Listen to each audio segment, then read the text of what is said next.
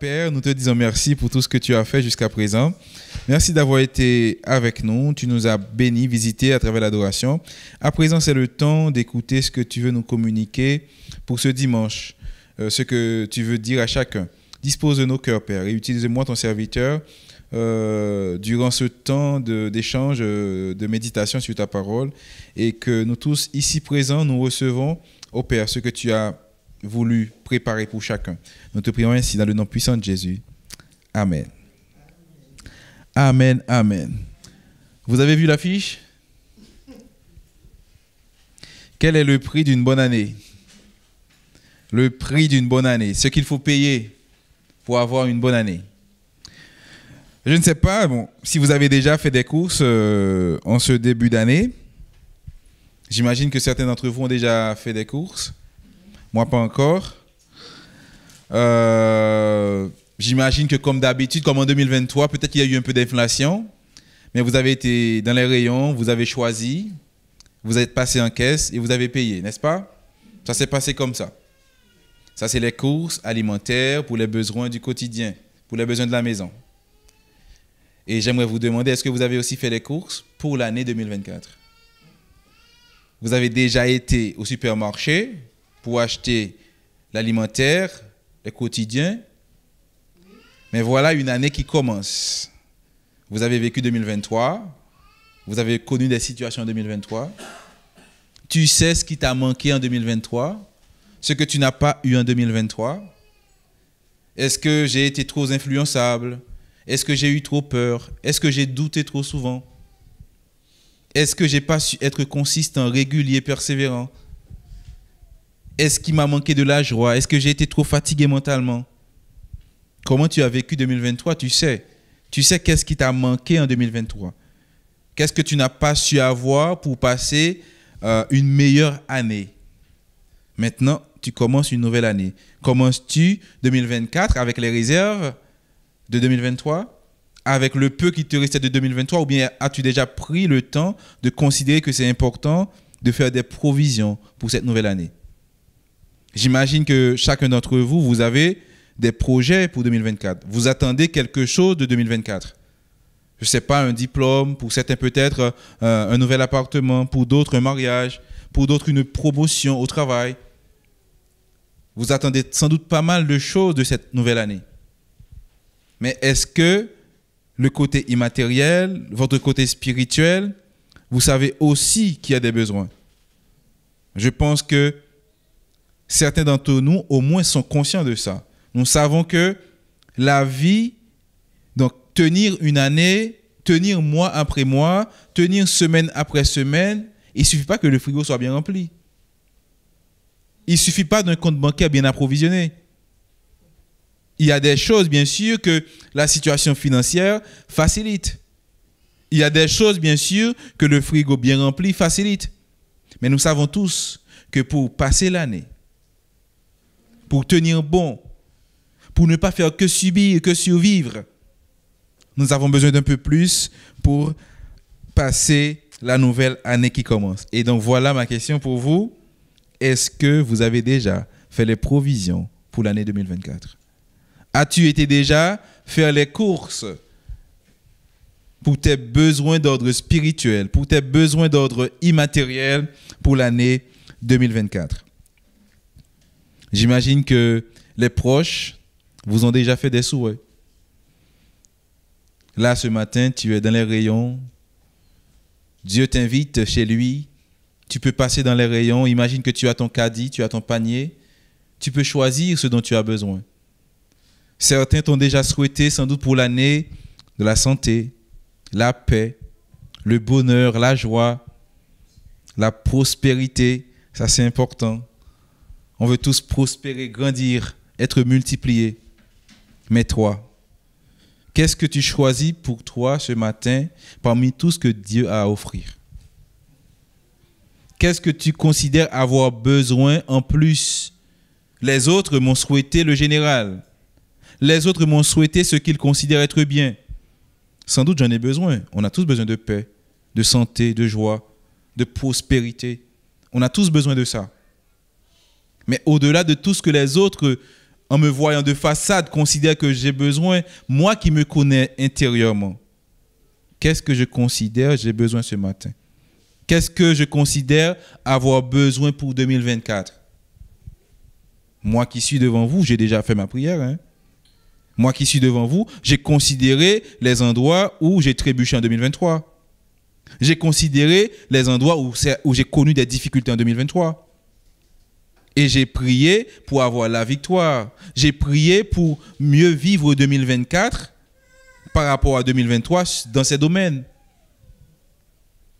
Je ne sais pas si toi, tu acceptes la vie comme une fatalité. Je recommence 2024 comme j'avais démarré 2023. Je vivrai avec les réserves. Je vivrai comme je peux. Donc, qu'est-ce que ce matin, tu veux t'offrir? Donc, tu es dans les rayons. Dieu a ce qu'il faut pour toi. Quelle est ta liste pour 2024? Quelle est ta liste de besoins pour 2024? Une fois que tu as fait ta liste, une fois que tu as identifié ce dont tu as besoin, maintenant, il s'agit de payer. Parce que c'est pareil, hein? Il ne faut pas croire que vivre l'évangile, vivre la foi, grandir dans la vie, c'est juste des vœux pieux. C'est juste des bons souhaits. C'est une décision. Voilà ce que je veux et je passe à la caisse, je paye. Ce n'est pas pour sans raison que j'ai pris l'exemple. Est-ce que vous avez fait déjà les courses en 2024? Vous avez été soit au supermarché, soit au petit marché d'à côté. Vous avez fait des choix. Et une fois que vous avez choisi, pour partir avec des choses chez vous, vous avez dû payer. Mais pareil aussi. Maintenant, une fois que tu as fait la liste, maintenant, il faut passer à la caisse. Tu as fait la liste, tu veux ta bonne année, c'est très bien. Maintenant, il faut passer à la caisse et payer le prix. Payer ce que cela coûte pour avoir une bonne année. Donc, j'ai une bonne nouvelle.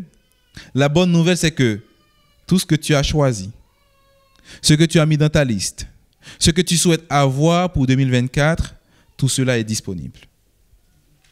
Il n'y a pas de rupture de stock. Ce que tu as noté dans ta liste est disponible chez Dieu. Il y a de la disponibilité. Il y a même de l'abondance. Et la deuxième chose que tu dois noter, c'est que c'est disponible. Il n'y a pas de rupture de stock. Cependant, tu ne pourras pas payer ni par CB, ni par chèque, ni par virement, ni en espèces. Ces moyens de paiement ne sont pas acceptés. Certes, c'est disponible, mais le prix à payer, ce n'est pas quelque chose que tu vas tirer de ta poche. Le prix à payer, ce n'est pas quelque chose que tu vas tirer sur ton compte bancaire. Le prix à payer, tu dois le trouver ailleurs. Et c'est ce qu'on va voir tout à l'heure. Si tu veux avoir ta bonne année, il faut le payer autrement qu'avec de l'argent. Voyons ce que d'autres qui ont vécu avant nous, d'autres qui ont marché avec Dieu avant nous, comment eux, ils ont expérimenté ces choses et comment ils ont su acquérir, que ce soit tout ce que l'on se souhaite, là, la joie, la paix, la postérité, comment ils ont fait pour les acquérir et comment nous, on peut s'inspirer pour avoir la même chose. D'abord, voyons comment la Bible, on va voir deux des vœux qu'on fait le plus souvent. On se souhaite la paix et la joie. Voyons comment la Bible présente ces deux sentiments et ensuite on verra nous quelles sont les conditions à remplir pour pouvoir y avoir accès. On va lire ensemble dans Philippiens chapitre 4. Philippiens chapitre 4 versets 4 à 7. Philippiens 4 versets 4 à 7. C'est Paul qui écrit ce texte et qui s'adresse aux chrétiens de Philippe. Paul, dans son épître, dit ceci. Je lis pour vous. « Réjouissez-vous toujours dans le Seigneur. Je le répète, réjouissez-vous. Que votre attitude conciliante soit connue de tous. Le Seigneur est proche. Ne vous inquiétez de rien, mais en tout par la prière et la supplication, avec des actions de grâce, faites connaître à Dieu vos demandes. Et la paix de Dieu, qui surpasse toute pensée, gardera votre cœur et votre intelligence en Jésus-Christ. Amen. Donc là, nous avons lu la version Louis II. Je vais lire une deuxième version, c'est Paroles de vie. Et après, on va réfléchir sur les mots de Paul. Philippiens 4, toujours, version Paroles de vie. Soyez toujours dans la joie en étant unis au Seigneur. Je le répète, soyez dans la joie. Soyez bons avec tout le monde. Le Seigneur vient bientôt. Ne soyez inquiets de rien, mais demandez toujours à Dieu ce qu'il vous faut. Et quand vous priez, faites vos demandes avec un cœur reconnaissant. Ainsi, la paix de Dieu, qui dépasse tout ce que nous pouvons comprendre, gardera vos cœurs et vos pensées, unis au Christ Jésus. Ici, Paul, s'adressant aux chrétiens de Philippe, les invite à être constamment dans la joie. Vous le savez, j'imagine, mais ce n'est pas toujours facile d'avoir accès à ça. La joie, un cœur en joie, c'est le plus grand médecin, c'est le plus grand remède. Un cœur en joie, c'est la plus grande des thérapies. Les chrétiens à l'époque persécutés, les chrétiens à l'époque regardés en étant en marge de la société, avaient des raisons d'être tristes. Aujourd'hui, peut-être qu'ils se seraient dit, j'ai pas assez de likes sur les réseaux sociaux. Aujourd'hui, ils se seraient dit, j'ai pas assez de vues. Oh, je n'intéresse personne. Si c'était de notre temps, ça aurait été leur préoccupation. Je ne suis pas assez bien regardé. Mais ces personnes-là, voilà que Paul leur dit, mes frères et sœurs, je vous le répète. Il insiste, réjouissez-vous dans le Seigneur. Louis II le présente comme ça, réjouissez-vous dans le Seigneur. Mais Parole de vie rappelle, soyez toujours dans la joie en étant unis au Seigneur Jésus. Il y a d'autres versions qui disent, soyez dans la joie parce que vous êtes en Jésus. Donc moi, en tant que chrétien, ma joie, ce n'est pas juste la rigolade. Je ne suis pas dans la joie parce que quelqu'un a fait une bonne blague. Je ne suis pas dans la joie parce que la paix est tombée. Mais je suis dans la joie. La source de ma joie, c'est parce que je suis en Jésus. Et Paul qui le dit, il sait de quoi il parle. Et ce matin, pour avoir cette conscience, être dans la joie parce que je suis en Jésus, je dois être conscient de mon statut de racheté. Quand je me préoccupe de plein d'autres choses, quand je me laisse troubler par d'autres situations, quand j'ai tendance à considérer ce que je n'ai pas, ce que les autres ont et moi je n'ai pas, ce que les autres ont et que moi sans doute je n'aurai jamais. Paul dit ici, soyez toujours dans la joie. Ne méprisez pas la grâce que Dieu t'a faite. Ne méprise pas la bénédiction, la faveur que Dieu t'a fait. Soyez toujours dans la joie en étant en Jésus. Ma joie, je ne vais pas la chercher ailleurs. Ma joie, je ne sais pas des fois, pour se défouler. Moi, c'est une chose que j'aimais jamais. J'étais adolescent, Des fois, j'entendais des gens venir à l'église. Venez, on va chanter pour se défouler. J'ai dit, mais je ne comprends pas. C'est quoi cette histoire? Je ne viens pas devant Dieu pour me défouler. Ce n'est pas le but. Non. Je viens parce que Dieu m'a racheté. J'ai été élevé. Moi élevé, donc je laisse mon cœur, mon âme s'élever aussi. C'est ça ma joie. La joie que me procure la communion avec Jésus, c'est que le poids de ce monde, je me débarrasse de ce poids du monde. C'est cette légèreté du cœur qui me procure de la joie qui arrive à se lire sur mon visage. C'est ça la joie de ma position en Jésus. Donc Paul, s'adressant aux Philippiens, les invite au verset 4 à être toujours dans la joie. Et ce qui est intéressant, c'est que Paul ne dit pas beaucoup de choses. Hein. Il ne fait pas beaucoup de littérature. Il dit, soyez dans la joie. Il associe ça juste avec Jésus. Et pour lui, c'est suffisant. Juste associer la présence de Jésus à ma vie suffit pour nourrir, pour entretenir ma joie. Et au verset 7, Paul va nous parler aussi de paix. Dans Philippiens 4, il dit « Ainsi la paix de Dieu, qui dépasse tout ce que nous pouvons comprendre, gardera vos cœurs et vos pensées unis à Jésus-Christ. » Il parle de la joie. Ensuite, au verset 7, il va rappeler que la paix de Dieu garde nos cœurs en Jésus. C'est comme si, dans ce texte, Paul associe la joie et la paix. La joie que j'ai vient parce que je suis en Jésus. Je suis en Jésus parce que Dieu me procure une paix qui me garde en Jésus. Et c'est vrai, hein? Des fois, il y a des situations, même quand je me suis converti, même quand j'ai donné mon cœur à Dieu, même quand j'ai accepté Jésus comme mon sauveur, il y a des choses qui peuvent se passer dans ma vie qui peuvent l'ébranler. Il y a des choses, lorsqu'elles arrivent, je me dis, mais Dieu, tu es où? Il y a des choses, lorsqu'elles arrivent, je me dis, mais pourquoi je suis serviteur, je suis disciple de Jésus? Pourquoi ça m'arrive à moi? Quel intérêt j'ai à continuer? Il y a des attaques, il y a des situations, il y a des épreuves, des difficultés qui peuvent ébranler notre foi. Et là, Paul nous dit, seule la paix de Dieu peut nous conserver notre position en Jésus.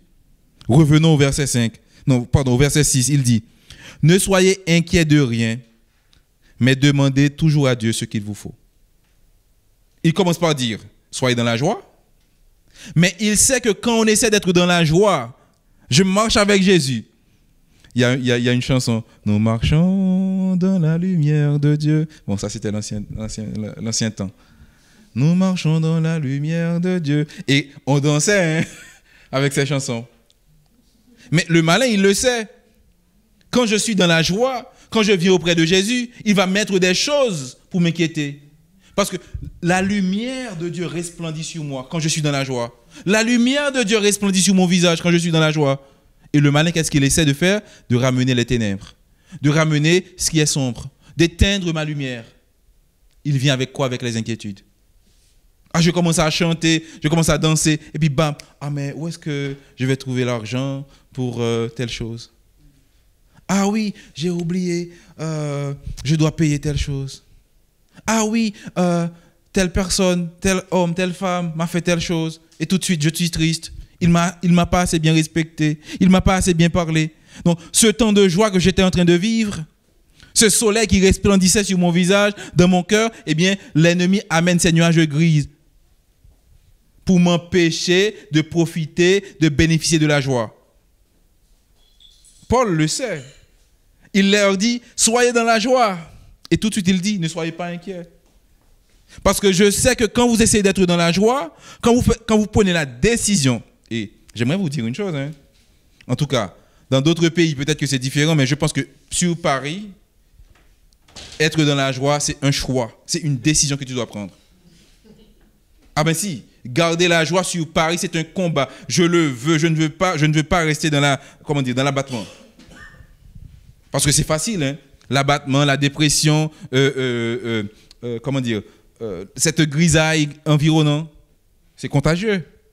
Et rester dans la joie en Christ, je parle, c'est une décision, c'est un choix, c'est un combat. Et tu dois être prêt à le vivre ainsi. Donc tu fais ce choix, l'ennemi, il n'est pas content. Il va te ramener des inquiétudes. Il va te ramener des choses pour t'empêcher d'être dans cette joie. Et Paul va dire, ne vous inquiétez pas. Quand les mauvaises pensées arrivent, ne soyez pas inquiets. Quand les mauvaises nouvelles arrivent, ne soyez pas inquiets. Déposez-les au pied de la croix. Quand l'ennemi vous ramène les soucis, ah, je commence l'année, béni soit l'Éternel. Je vois 2024. Béni soit l'Éternel. Je suis en 2024. Et là, tout de suite, ah ben oui, ah mais tu sais, tu as tel rendez-vous médical. Alléluia, non. je remets tout ça au pied de la croix. Tout ce que l'ennemi essaie de m'imposer pour m'empêcher de bénéficier de mon temps avec Jésus, je remets tout ça au pied de la croix. Est-ce que je vais avoir une bonne réponse par rapport au travail? Est-ce que je vais réussir mon année scolaire? Dieu, je te remets tout. Je viens devant toi et tu prendras soin de moi. C'est toi qui le dis. Fais de l'Éternel tes délices et il te donnera ce que ton cœur désire. Reconnais-le dans tes voies et il aplanira ton sentier. Ne te laisse pas, ne garde pas les inquiétudes. Dépose-les au pied de la croix. Et il ajoute, quand vous priez, faites vos demandes avec un cœur reconnaissant. On va revenir là-dessus, sur le cœur reconnaissant. Et au verset 7, il va conclure ainsi. Lorsque les inquiétudes viennent, je les dépose au pied de la croix. Je les amène à Dieu. Et Paul dit, ainsi la paix de Dieu, qui surpasse toute intelligence, gardera vos cœurs et vos pensées en Jésus. Parce que le seul endroit où je peux préserver ma joie, le seul endroit où je peux dépasser, m'élever au-dessus des fardeaux de ce monde, le seul endroit où je peux m'élever au-dessus des ténèbres de ce monde, c'est en étant avec mon cœur et ma pensée fortement ancrés en Jésus. C'est la seule place où j'arrive à m'élever. Sinon, je vais m'apesantir. Sinon, je vais m'écrouler. Si je reste avec les pensées de ce monde. Si je reste avec les désirs de ce monde. Mais pour pouvoir les dépasser, être victorieux, j'ai besoin de rester accroché à Jésus. Et seule la paix de Dieu. Quand je dépose mes fardeaux au pied de la croix, seule la paix de Dieu me permet de rester ancré en Jésus. Et Paul dit quelque chose, la paix qui surpasse toute intelligence. C'est même pas quelque chose qu'on peut comprendre. Hein? Parce que des fois, l'humain normal, dans une situation, va être complètement déstabilisé. L'humain qui affronte les circonstances de la vie seul, face à des situations, il va être complètement déstabilisé. Nous, on ne le sera pas parce qu'on sait que Dieu, il est au contrôle. On ne le sera pas parce qu'on sait que Dieu, il est au contrôle. Et ça va dépasser l'intelligence. Ce n'est pas logique pour les autres qui regardent. Mais nous, parce que nous savons en qui nous avons cru. Nous plaçons notre confiance en lui. Il y a une histoire qu'on nous raconte, c'est une fille qui était dans un avion et à un moment, il y a eu des secousses, des turbulences, comme on dit. Et elle s'est réveillée un petit peu en sursaut comme tout le monde et elle a demandé qu'est-ce qu'il y a. Une hôtesse lui a dit, bon, on traverse une zone de turbulence, c'est pour ça que l'avion est ébranlé. Et la fille qui dormait est revenue dans la position où elle était avant. Et là, quelqu'un qui était à côté dit, ah mais je ne comprends pas, on dit que tu as entendu que nous sommes en turbulence et toi, tu es calme. Elle dit, ah mais il n'y a pas de souci, c'est mon père le pilote, je lui fais confiance. C'est mon père le pilote, je lui fais confiance. Et c'est ça qui dépasse l'intelligence. Nous savons avec qui nous marchons. Nous savons en qui nous croyons. Et pour les autres, ce n'est pas compréhensible la paix que nous habitons. Parce que pour eux, ce n'est pas dans leur logique. Ça dépasse leur intelligence. Et il y a un autre tableau que quelqu'un a peint pour illustrer la paix. Beaucoup de personnes parlaient, donc on voulait, chacun devait, matérialiser sa compréhension de la paix. Et lui, il a fait un tableau. C'est quelqu'un qui était à côté d'une falaise, qui dormait, il y avait les vagues tout autour. Mais la personne était calme, elle dormait. Et la personne, le peintre, il a dit, pour moi, c'est la vraie illustration de la paix. La vraie paix, la paix que Dieu donne, ce n'est pas le calme ambiant autour de moi.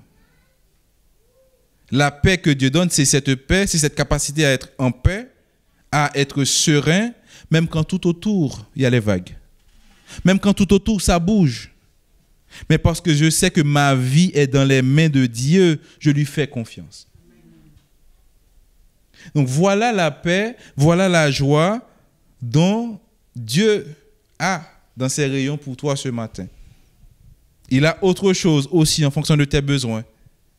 Mais il faut que tu comprennes ce que Dieu peut te donner et ce qu'il est prêt à investir en toi. Donc, Paul nous montre le lien entre la paix et la joie. Vous avez souhaité sans doute la paix, la joie en 2024 à d'autres. Certains vous l'ont souhaité. Et j'espère que vous avez conscience de quelle joie et de quelle paix on parle. De cette joie, de cette paix, nous pouvons aussi tirer beaucoup d'autres choses. Donc Paul nous parle de la paix. Paul nous parle de la joie. Il y a un autre serviteur, c'est David, qui nous dit comment acquérir la joie, acquérir la paix, acquérir les bénédictions de l'Éternel. Nous allons voir, parce que l'idée c'était quoi? C'était ça, le prix d'une bonne année. Alors, nous allons ensemble dans Psaume 34. Nous allons voir ensemble ce que David, lui, il dit par rapport à son vécu avec l'Éternel. Psaume 34. David nous dit, je lis pour vous, c'est dans la version toujours, bon, je vais lire dans la version Louis II. Hop, voilà. Je bénirai l'Éternel en tout temps. Sa louange sera toujours dans ma bouche. Que mon âme se glorifie en l'Éternel. Que les malheureux écoutent et se réjouissent. Exaltez avec moi l'Éternel. Célébrons tous son nom. Je bénirai l'Éternel en tout temps. Sa louange sera toujours dans ma bouche. Voilà les paroles déclarées par David. David, serviteur de l'Éternel. David qui a vécu plusieurs situations avec Dieu, va dire ceci. Je bénirai l'Éternel en tout temps. C'est une parole forte, hein? Je bénirai l'Éternel en tout temps. Sa louange sera toujours dans ma bouche. Vous savez à quel moment David a dit ces paroles? C'était pendant qu'il était persécuté par Saül. Il a dû aller se cacher chez les Philistins. Les Philistins, le temps où David était soldat dans l'armée de Saül, il a fait voir des vers et des palmures aux Philistins. Il a tué beaucoup de Philistins. Vous connaissez sans doute l'histoire de Goliath. Donc David, maintenant, qui essaie de sauver sa vie, se retrouve entre les mains des Philistins. Et il va jouer l'insensé, faire semblant qu'il avait perdu la tête. Et c'est ce qui va lui sauver la vie. Lorsqu'on l'a présenté à Akish, le roi des Philistins de l'époque, et donc il va laisser David la vie sauve. Il va le laisser partir. Et une fois que David a eu la vie sauve, parce qu'il voyait la mort, il était là, il y avait ses parents, il y avait sa famille, on pouvait tout décimer. Et après cette expérience, David s'est dit, si je vis, ce n'est plus moi qui vis, c'est Dieu qui me fait grâce. Si j'ai encore le souffle, c'est Dieu qui m'a fait faveur. Eh bien, pour ce qui me reste de vie, en tout temps, je bénirai l'Éternel. Pour chaque souffle qui me reste, parce que c'est l'Éternel qui me le donne. Pour chaque jour que j'aurai encore à vivre, je ne m'appartiens plus. Donc, je décide de bénir le nom de l'Éternel en tout temps. Donc, David, ce n'était pas juste, il avait vu quelqu'un faire, il l'a fait aussi. Ce n'est pas juste, il avait envie de dire une belle parole. Mais il se basait sur un vécu, une expérience. Dieu m'a sauvé la vie. Dieu m'a prolongé ma vie. Eh bien, pour ce qui me reste, je veux le bénir en tout temps. Et pour se motiver, David avait de très bonnes raisons qu'il nous explique dans le psaume 34. Pour se motiver, au verset 5, il nous parle de la reconnaissance. Donc, je bénirai l'Éternel parce que je suis reconnaissant, parce que je suis dans la gratitude. Et vous vous rappelez tout à l'heure dans Philippiens 4, Paul aussi avait dit aux Philippiens, donc, faites connaître à l'Éternel tous vos besoins. Faites-le avec action de grâce. C'est-à-dire, pendant que je demande, je me rappelle aussi les grâces, les bénédictions passées. Pendant que je viens avec de nouvelles demandes, je me rappelle aussi ce que l'Éternel a fait par le passé. Pendant que je viens avec le cœur, avec mes prières en 2024, je me rappelle aussi ce qu'il avait fait pour les années antérieures. Je ne viens pas juste comme quelqu'un se plaindre de ce que je n'ai pas. Dieu n'aime pas ça. Je ne viens pas juste me comparer avec les autres, ce qu'ils ont et ce que moi je n'ai pas. Je ne viens pas juste me plaindre, oh que je suis misérable, je n'ai rien, tu n'as rien fait. Je viens avec les demandes, bien sûr, mais je les présente avec gratitude et action de grâce. Je viens avec des demandes, bien sûr, mais je viens dans la reconnaissance. Et parfois, je viens même sans demande, je viens avec la reconnaissance. Même sans avoir de nouvelles demandes à présenter à Dieu, nous avons toujours des raisons de le remercier pour ce qu'il a fait. Donc David, comme motivation dans le psaume 34, nous présente d'abord la reconnaissance. Verset 5 à 7. J'ai cherché l'Éternel et il m'a répondu. Il m'a délivré de toutes mes frayeurs. On est toujours dans le psaume 34, hein? J'ai cherché l'Éternel et il m'a répondu. Il m'a délivré de toutes mes frayeurs. Quand on tourne les regards vers lui, on est rayonnant de joie. Qu'est-ce que je vous disais? Porter les regards vers Dieu fait qu'en retour, nous sommes rayonnants de joie. Et le visage ne se couvre pas de honte. Verset 7. Quand un malheureux crie, l'Éternel entend. Il le sauve de toute sa détresse. Je viens avec de la reconnaissance. Je viens parce que je sais que quand je crie à l'Éternel, il me répond. Je sais que l'Éternel, il n'est pas sourd à mes difficultés. L'Éternel, il n'est pas sourd à ce que je vis comme situation, comme épreuve. Dieu ne méprise pas mon combat. Dieu ne méprise pas ma situation. Donc, je viens avec ce cœur reconnaissant. Un cœur reconnaissant qui sait que Dieu agit. J'ai cherché l'Éternel, il m'a répondu. Il m'a délivré de toutes mes frayeurs. As-tu déjà été dans une situation où la frayeur t'a envahi? As-tu été déjà dans une situation où tu n'avais face à toi que détresse? Qu'avais-tu fait? Comment as-tu affronté tes peurs? Comment as-tu affronté ta détresse par le passé? Ce matin, David te dit vers qui il a crié. Et toi aussi, tu peux faire la même chose. Je vous ai sans doute déjà raconté cela, mais je le répète encore une fois. Je me rappelle en 2011-2012, j'étais étudiant, je devais faire un stage. J'ai cherché de novembre 2011 jusqu'à mai-juin 2012. J'avais rien trouvé. Jusqu'à mai-juin. À un moment, je me rappelle, j'étais en juin. Oh, c'était dur. Je me disais, et je voyais d'autres personnes qui n'étaient pas français comme moi, étudiants étrangers, qui avaient les mêmes difficultés. Et là, dans ma détresse, j'étais dans ma chambre d'étudiant et j'ai dit, mais qui s'occupe de moi? Qui sait que je suis ici? Qui a fait provision pour moi? J'avais parlé comme ça dans ma détresse. Et je me rappelle, le soir, pendant mon sommeil, j'ai vu mon père terrestre, en pleurs, me disant « Ah mon fils, c'est comme ça que tu me vois? C'est ce que tu penses ?» Et finalement, Dieu avait fait grâce, j'ai pu avoir mon stage. Donc, Dieu ne méprise pas nos situations. Dieu entend nos cris. Et quand nous faisons face à la peur, il ne faut pas juste s'enfermer dans nos peurs. Il ne faut pas juste prendre nos peurs pour nous. Il ne faut pas juste dire, bon oui, c'est parce que c'est moi, c'est parce que je suis fils d'un tel, je suis fille d'une telle. Il y a un Dieu, tu as un Père dans le ciel qui entend tes cris. Tu as un Père dans le ciel. Et Jésus lui-même le dit. Jésus le dit. Vous vous rappelez l'histoire de la veuve et du juge. Tu peux insister parfois auprès de Dieu. Quand tu pries une fois, la peur reste. Insiste, persévère. Tu pries une fois, le sentiment de détresse reste. Persévère. Persévère jusqu'à ce que tu aies une réponse. Tu ne peux pas affronter seul ces difficultés. Tu ne peux pas affronter seul les pièges du malin.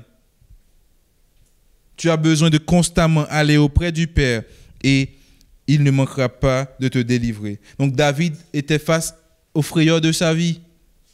Mais il dit dans le psaume 34, il a crié à l'Éternel et l'Éternel l'a délivré.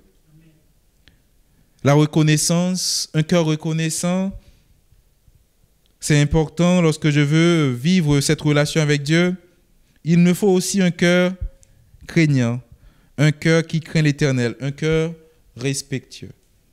C'est ce que nous pouvons lire à partir du verset 8. David nous dit, « L'ange de l'Éternel campe autour de ceux qui le craignent et les arrache au danger. » Donc, quand j'ai la crainte de l'Éternel dans mon cœur, eh bien, l'ange de l'Éternel est avec moi constamment. L'ange de l'Éternel veille sur moi constamment et il me délivre du danger. Il dit, « Craignez l'Éternel, vous ses saints, car rien ne manque à ceux qui le craignent. Les lionceaux éprouvent la disette et la faim, mais ceux qui cherchent l'Éternel ne sont privés d'aucun bien. »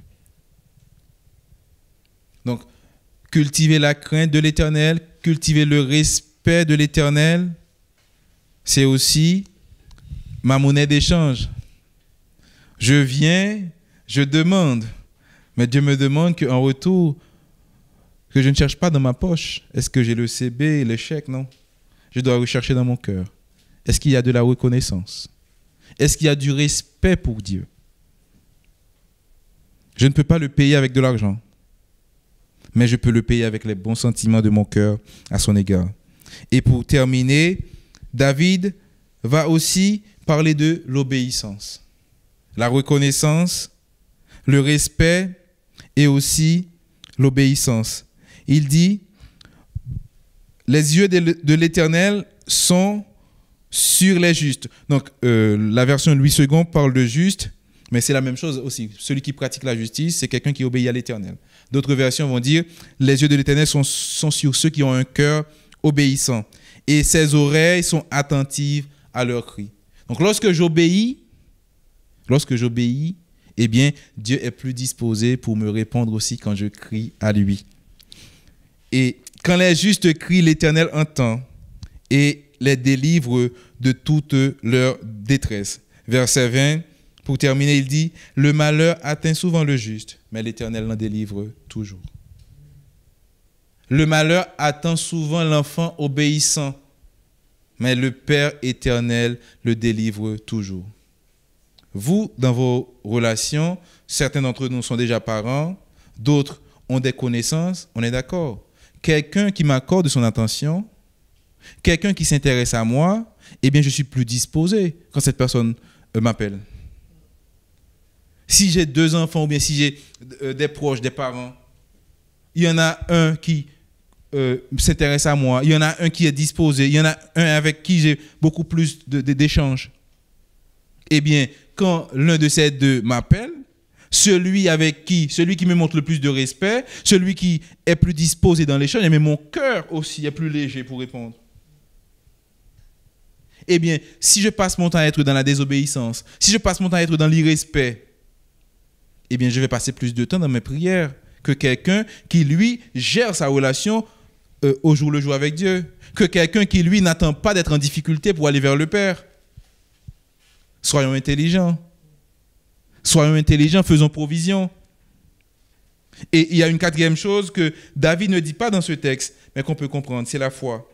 Parce que pour m'approcher de Dieu, il faut que je croie. Je crois qu'il est là, je crois aussi qu'il peut. Donc, voilà ce qu'il me faut comme prix. Voilà ce qu'il me faut comme monnaie d'échange pour partir avec mon caddie, avec mon panier rempli de bonnes choses pour mon année 2024. Es-tu prêt à payer ce prix ce matin? Ce prix de reconnaissance, d'obéissance, de respect dans la foi, pour voir Dieu exaucer toutes ses promesses à ton endroit. Ce jeudi, j'ai vécu quelque chose. Donc, on venait de rentrer de Slovaquie. J'avais roulé toute la journée. Et dans la soirée, on avait une réunion avec des frères et sœurs. Vers 20h, j'ai un petit peu consulté les réseaux sociaux. J'ai vu des choses qui ne m'ont pas trop réjoui. Ça m'avait un petit peu attristé. Après, j'ai vu que de nos frères et sœurs, il y en avait qui n'allaient pas être là. Je dis, oh mais tiens, c'est dommage parce que plus il y a de flammes, vous savez, donc plus il y a de flammes, plus l'éclat resplendit. Après, j'ai essayé d'appeler 2 personnes dont j'avais besoin de leur avis par rapport à cette réunion. J'ai pas pu les avoir. Tout ça m'avait un petit peu plombé l'ambiance. Je me suis dit, ah mais non, je vais pas faire la réunion dans cet état d'esprit-là. Je ne vais pas me réunir avec les frères, donc juste en me forçant ou bien en traînant du pied, etc. Je dis non, ce n'est pas intéressant. Ce que j'ai fait, j'ai pris un temps, j'ai commencé à chanter. Et c'était un chant, ton amour, ta puissance, ta présence dans ma vie. Ce n'était pas compliqué, mais c'était que ça. J'ai commencé avec ça. Ton amour, ta puissance, ta présence dans ma vie. Mais j'ai commencé avec ce chant, je l'ai pris une fois, je l'ai pris 2 fois, et j'ai senti l'élévation.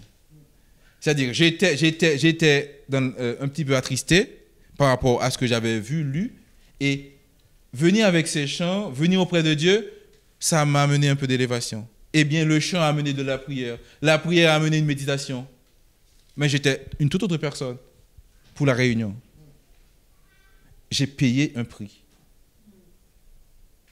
Donc, si je n'avais pas payé ce prix, j'aurais peut-être été dans la réunion à traîner du pied, à compter les minutes pour que ça s'arrête, parce que le cœur n'y était pas. Mais j'ai payé le prix pour ne pas rester dans l'apitoiement. C'est ça que j'aimerais que vous gardez dans l'esprit pendant toute l'année 2024. L'apitoiement, ce n'est pas une fatalité. La grisaille, ce n'est pas une fatalité. Et il y a des choses que le monde nous offre comme consommation pour nous aider à oublier pendant un temps. Ça ne va pas suffire. Il y a mieux en Jésus, quelque chose qui ne va pas laisser comment on appelle ça, d'effets secondaires? Oui, des effets secondaires. Donc, mais on paye le prix et on reçoit ce que Dieu il a promis. J'ai l'histoire aussi d'un père qui s'était séparé de son épouse. Ils avaient 2 enfants. Quand ils se sont séparés, les enfants étaient adolescents. Et la brutalité de la séparation a fait que les enfants n'ont plus voulu revoir le père. Lui, il a continué dans l'église, mais ses enfants se sont éloignés. Et c'est vraiment un grand déchirement pour lui. Cette année, il m'a appelé, je ne sais plus, c'était vers peut-être novembre. Il m'a appelé pour me dire « Ah Hébert, j'ai une bonne nouvelle. Finalement, ma fille accepte de me revoir. Après plus de 20 ans. » Et moi, je le connais depuis 12 ans. Ça fait 12 ans qu'il en parle. Ça fait 12 ans qu'il prie. Donc, la séparation a été compliquée, dure. Mais il n'a jamais renoncé. Il a accepté de payer le prix. Et j'imagine combien ça doit être dur pour un père d'avoir sa fille, de ne pas pouvoir, etc. Et cet homme, que je connais, qui est un ami, pendant ce temps, d'autres personnes sont venues dans sa vie, sont parties. Et parfois, ça a créé des blessures, ça a réveillé des blessures. Mais il a été constamment dans la prière. Et il a tout. Mais moi, j'étais parfois chez lui et constamment, il priait. Et constamment, ça revenait dans ses prières. Son fils, sa fille. Et finalement, 20 ans après, il y a un déclic du côté de la fille. Et là, il prie pour que ça soit aussi la même chose pour le garçon. Ce n'est pas juste des vœux pieux, mes amis. Marcher avec Jésus. Il faut une décision. Il faut qu'on accepte de payer le prix. Ce n'est pas juste dire j'ai envie et espérer que Dieu va faire le reste. Non. Si je veux être un sportif qui veut s'améliorer, s'entraîne. Un musicien qui veut s'améliorer s'entraîne. Quelqu'un qui fait la photo qui veut s'améliorer s'entraîne. Mais pareil aussi. La foi, donc la force spirituelle ne se développe pas juste parce que j'ai envie, juste parce que j'ai de bonnes pensées. Il faut qu'on accepte de payer le prix pour obtenir les choses que nous avons. Nous allons donc prier. Tu as ta liste. Tu sais ce que tu veux pour 2024. Tu sais ce que tu attends de Dieu pour 2024. Viens avec ta liste et rajoute ceci. Père, je suis prêt à payer le prix. Je ne veux pas connaître 2024 comme j'ai été en 2023. Je veux autre chose. Je veux une autre relation avec toi. Je veux une autre relation avec mes semblables. Je veux une autre manière de vivre chez moi, dans ma famille. Je veux autre chose. Je veux grandir avec toi. Et je suis prêt à payer le prix. Je sais que Jésus a déjà payé le prix que je ne pouvais pas payer. Le prix du salut, de la rédemption. Maintenant, le prix de ma croissance personnelle. Le prix d'une meilleure année 2024. Je suis prêt à le payer. Le prix, Seigneur Dieu, pour connaître la joie en toi. Le prix pour connaître la paix, la sérénité. Le prix pour connaître la santé. Le prix, Seigneur Dieu, pour grandir. Je veux le payer. Je n'ai pas le choix. Je ne veux pas rester comme j'ai été. Je ne veux pas rester, Seigneur Dieu, sur les réserves de 2023. Je veux grandir et avancer. Père, nous venons devant toi avec ton Église. Nous venons devant toi avec tes fils, tes filles. Nous venons devant toi d'abord pour te remercier d'avoir été là pendant tout ce temps. Nous voulons te dire merci, Père, pour ta fidélité. Oui, tu es fidèle. Tu ne nous as pas abandonnés. Tu as pris soin de nous. Nous, parfois, on a été négligents. Nous, parfois, on a été infidèles. Nous, Seigneur Dieu, parfois, on s'est laissé aller. Mais toi, jamais tu n'as renoncé à nous. Jamais tu ne nous as laissé tomber, Seigneur Dieu. Et nous sommes reconnaissants. Nous te disons merci. Merci de nous aimer autant. Merci de placer autant d'amour en nous, Seigneur Dieu. Et nous voulons te faire cette prière ce matin. Nous voulons, au Père, te demander une meilleure année 2024 avec toi. Nous avons chanté un souffle nouveau. Nous voulons un souffle nouveau. Nous voulons, Seigneur Dieu, un nouveau démarrage. Nous voulons une joie nouvelle. Nous voulons une paix nouvelle, Seigneur Dieu. Nous voulons aller beaucoup plus en profondeur dans notre relation avec toi. Nous voulons avoir de la joie qui déborde, que nous pouvons partager. Nous voulons avoir de la paix qui déborde, que nous pouvons partager, Seigneur Dieu. Et nous sommes prêts. Nous voulons payer le prix. Payer le prix du respect, de la crainte. Payer le prix, Seigneur Dieu, de la foi. Payer le prix de l'obéissance. Payer le prix, Seigneur Dieu, de la reconnaissance. Et ouvre-nous aussi les yeux sur tout ce qui, dans nos vies, nous empêche de grandir, nous empêche d'approcher vers toi. Nous voulons nous débarrasser de tout ce qui nous empêche, de tout ce qui encombre, Seigneur Dieu.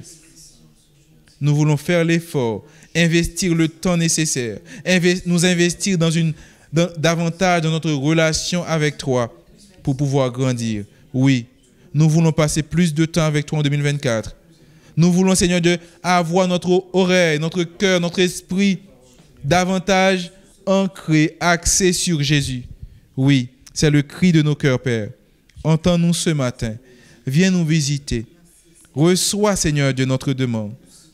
Oh, reçois notre demande, Père, et exauce-nous du haut du ciel. Exauce tes enfants que nous sommes. Et bénis-nous, bénis notre année 2024. Bénis l'église mosaïque. Bénis chaque frère, chaque sœur qui ne sont pas ici présents ce matin, mais nous te demandons, Père, de les visiter, de les toucher et de faire provision aussi pour eux, pour l'année 2024. Et tout ce qui sera pour la gloire de ton Saint-Nom, pour l'édification de ton église et pour la proclamation de l'évangile. Au nom de Jésus, nous te prions, Père. Amen. Alléluia.